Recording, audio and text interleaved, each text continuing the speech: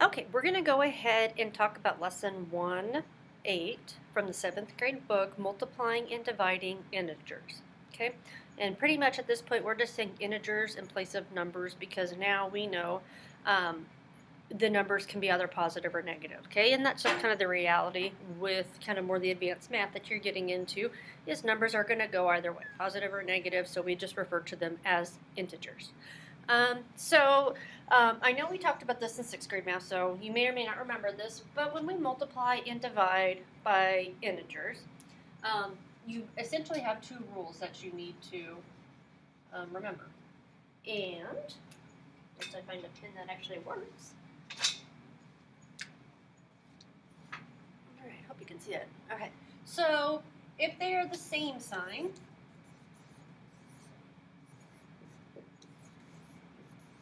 okay, meaning same sign, meaning a positive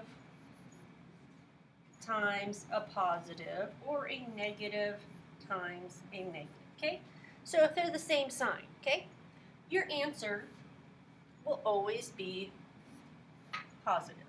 Okay, so if you've got a positive 3 times a positive 6, your answer is going to be a positive 18. If you have a negative 3 times a negative 6, your answer is going to be a positive 18. Okay, if they have the same signs, your answer will be positive. And this is the same thing for multiplication, and it's the same thing for division. Okay, same rules apply to both processes. Okay, and then the second rule is if they are different signs. Okay, and that's meaning we've got a negative times a positive, or a positive times or divided by a negative. All these rules apply to both multiplication and division just the same. Our answers will then be negative. Okay, so same signs, positive. Different signs, negative will be your answer. Okay, and beyond that, it's just pretty much regular multiplication and division. Okay, negative 12 times 6.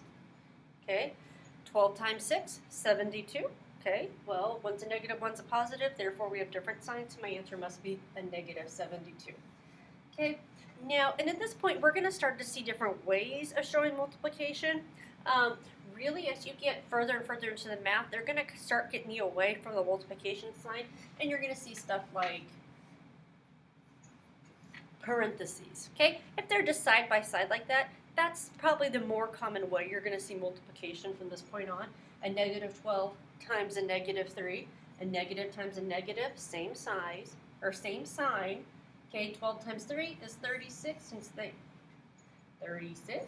Since they are both negative, my answer will therefore be positive, because they're the same sign. Okay, and another way that you might see multiplication shown is negative 3, then just with the dot, 4.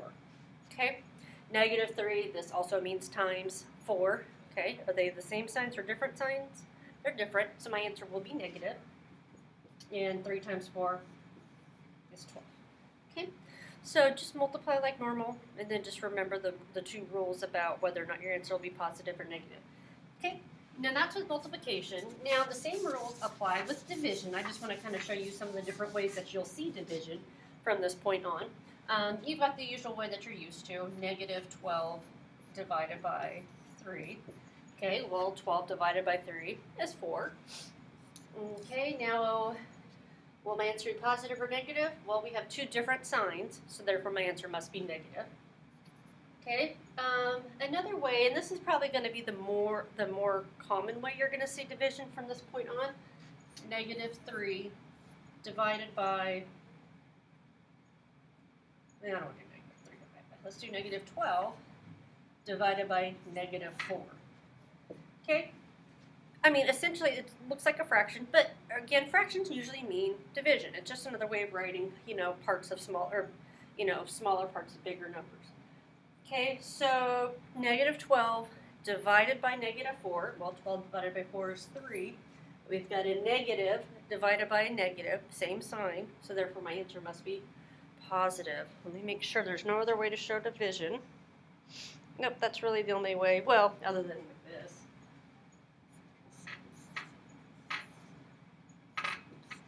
Negative 16 divided by 4 16 divided by 4 is 4. Okay, well, I've got a negative, I got a positive, so my answer must be a negative. Okay, but pretty much from this point on, this will probably be the most common way you're going to see division represented in your problems. All right, so good luck with this section.